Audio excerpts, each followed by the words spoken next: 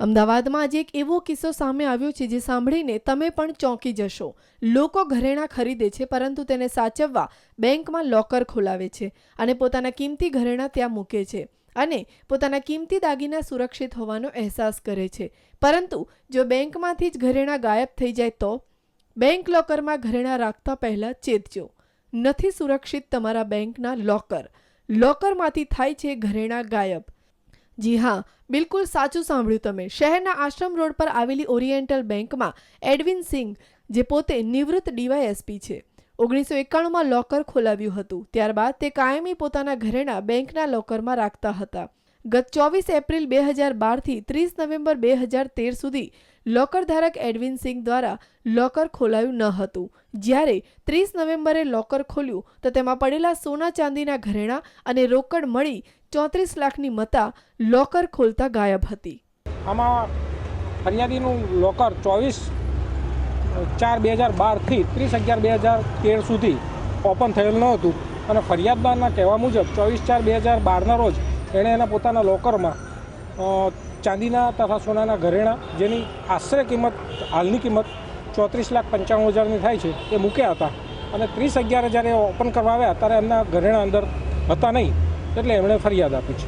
એક તરફ અમદાવાદ શહેર પોલીસ કમિશનર ગુનાઓને ડામવા માટે અનેક પ્રયાસો હાથ ધરી રહ્યા છે, ત્યારે નવરંગપુરા પોલીસ સ્ટેશનમાં એક નિવૃત્ત ડીવાયએસપી પોતાની ફરિયાદ લખાવવા આવે છે ત્યારે પીઆઈ દ્વારા તેને ના પાડવામાં આવે છે। બાદમાં ડીસીપીના પ્રેશર દ્વારા માત્ર અરજી જ લેવામાં આવે છે। જ્યારે નવરંગપુરા પોલીસ દ્વારા ફરિયાદ સ્વીકારવાની ના પાડતા નિવૃત્ત ડીવાયએસપી અમદાવાદ પોલીસ કમિશનરની મદદથી ક્રાઇમ બ્રાન્ચમાં ફરિયાદ કરી હતી। બાદમાં આજે પોલીસ દ્વારા બેંક પર તપાસ કરી હતી અને FSLની પણ મદદ લેવામાં આવી હતી અને સ્થળ પર ફરિયાદીનું નિવેદન લેવામાં આવ્યું હતું।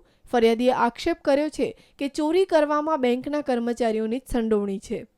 1990થી આ જે બેંક છે, ઓરિએન્ટલ કોમર્શિયલ બેંક આશ્રમ શાખામાં, એમાં મારો પોતાના નામે લોકર નંબર 192 હતું, જેમાં અમે અમારા કિંમતી દાગીના મૂકતા હતા।